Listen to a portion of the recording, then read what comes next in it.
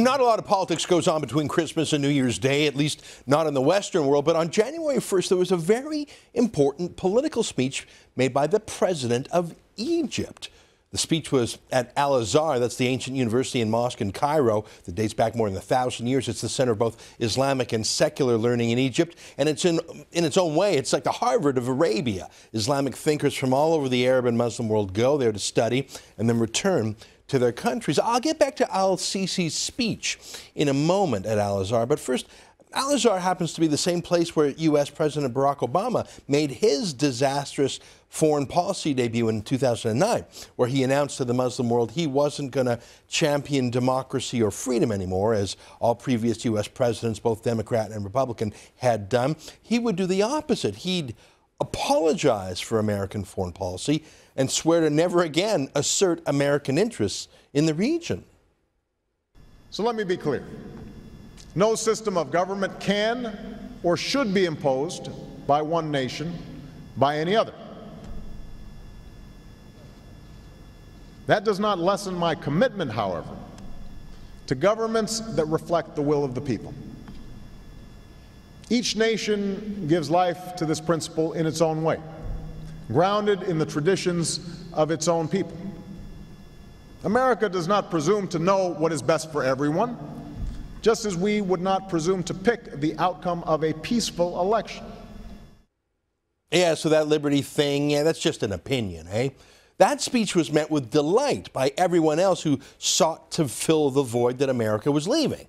From Iran to the Muslim Brotherhood to radicals across the region, it was really the starter pistol for the series of Islamist revolutions originally misnamed the Arab Spring. I mean, why not? If the United States president went into the heart of Arabia to announce that America would no longer be a source of strength or opinions, why wouldn't every other political entrepreneur go to those who did promise to be sources of strength instead? I mean, if America wouldn't be strong, why not look to Russia or Iran's Ayatollahs or the Islamic State terrorist group? I mean, how could anyone take this as anything but other than permission for Iran to build a nuclear weapon? Look at this. In the middle of the Cold War, the United States played a role in the overthrow of a democratically elected Iranian government. She's apologizing for that, said never do it again. So that was 2009. That was Obama. Not a word about bringing gender equality to women in gender apartheid countries like Iran or Saudi Arabia. Not a word about renouncing the jihad. Just a series of apologies and promises that America would look the other way if an Islamist form of democracy would arise. Oh, and it did, and the Middle East has been burning ever since, from Libya to Syria and Iraq to Yemen. Obama went further than just sending love letters to Islamists. He invited members of the Muslim Brotherhood to meet at the White House. They are a group that believes in violence. Their affiliate, Hamas, is a banned terrorist group in both Canada and the United States. It was a Muslim Brotherhood terrorist who assassinated Anwar Sadat, the Egyptian president who made peace with Israel in the 1970s. The Muslim Brotherhood launched a revolution in Egypt after Obama's speech, and they toppled a longtime U.S. ally, the Egyptian president Hosni Mubarak. And they started implementing their Islamist agenda: gender apartheid, banning alcohol, violence against the Coptic Christians. It was Sharia law. Mohamed Morsi became the Muslim Brotherhood president of Egypt with Obama's full support. The country was collapsing into violence and Islamic extremism. Obama's speech was coming true. This was all cheered on by Al Jazeera, the pro-terrorist TV network owned by the dictatorship of Qatar that just happens to support the Islamic State terrorists too. And of course, the Western media was gaga about the Arab Spring. After all, the Muslim extremists used Twitter and Facebook, just like the media does, right? Well, ordinary Egyptians didn't much like living under an Egyptian version of the Taliban. They turned out by the millions to protest against the Islamists. And so the Egyptian army, the real power in that country for decades, stepped in and deposed Morsi and allowed for new elections, installing Abdel Fattah al-Sisi. Now, let's be clear. These aren't free and fair elections in Egypt as we are used to them in Canada. Of course not. I mean, nothing like it. It's an authoritarian country that's in a virtual state of civil war, but it's not a marginal country like Afghanistan or Syria or like the territory controlled by the Islamic State. Egypt is massive. Egypt is the largest Arab population a country by population, close to 90 million people. As I said, it's the intellectual, political heart of Arabia. And next to Saudi Arabia, in which Mecca itself is located, Egypt is surely the religious center of Arabia too. And that doesn't even touch on Egypt's massive U.S.-equipped military with modern M1 Abrams tanks and F-16 fighter jets. To have such a country fall to the Islamists would be a disaster for the whole region, not just the 90 million souls who live there. By arresting Morsi and banning his Muslim Brotherhood as a terrorist group, El-Sisi saved Egypt. Probably did more to stop terrorism in the region than anything Obama has done in his 6 years as president. So that's some background. I wanted to tell you how important Egypt is and a little bit about El-Sisi and how he came to power and what he's fighting against, because that shows you how important his speech on New Year's Day was. Now, it was in Arabic, obviously. I'll read you a translation of parts of his speech by Michelle Antaki. Now, one more thing. El-Sisi wasn't just speaking at the university, which, of course, has a major mosque on its premises. He wasn't just speaking to political and academic leaders. He was speaking to the Al-Kaf ministry. I hope I'm saying that right in Arabic. It's basically the government funder of mosques and religious institutions in Egypt. It's the money that pays the imams in the mosque. So he was instructing them of his doctrine and telling them what should be their doctrine too. Here, without further ado, let me quote the translation of parts of his powerful speech. He said, quote, "I am referring here to the religious clerics. We have to think hard about what we are facing, and I have, in fact, addressed this topic a couple of times before. It's inconceivable that the thinking that we hold most sacred should cause the entire Islamic world to be a source of anxiety, danger, killing, and destruction for the rest of the world. Impossible." So he's talking about the central point here. How can the religion that they love, that they've cared for 1,000 years at Al-Azhar, be so hated by the rest of the world? Why is the world Islamophobic? Not in that lame, politically correct meaning of that phrase, but in the literal meaning of the phrase. Why is the world scared of Islam? Well, he continued. He said, and I quote, "That thinking, I'm not saying religion, but thinking, that corpus of texts and ideas that we have sacralized over the years to the point that departing from them has become almost impossible, is antagonizing the entire world. It's antagonizing the entire world.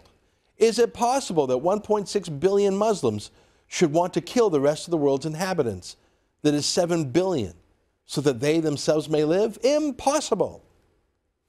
So he's asking why there is no more true debate in Islam, no reform, no departure from medieval ideas that have led to war and violence. He knows what he's doing and why and where. Here's what he said next. He said, "I am saying these words here at Al-Azhar before this assembly of scholars and ulema. Allah Almighty be witness to your truth on Judgment Day concerning that which I'm talking about right now.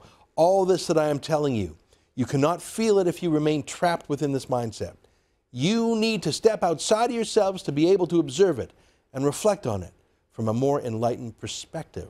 He's pleading with them to save the religion, to rehabilitate it, not to kill it, but to reform it, the same way Christianity had a reformation, the same way other religions have reconciled with modernity and democracy and liberalism.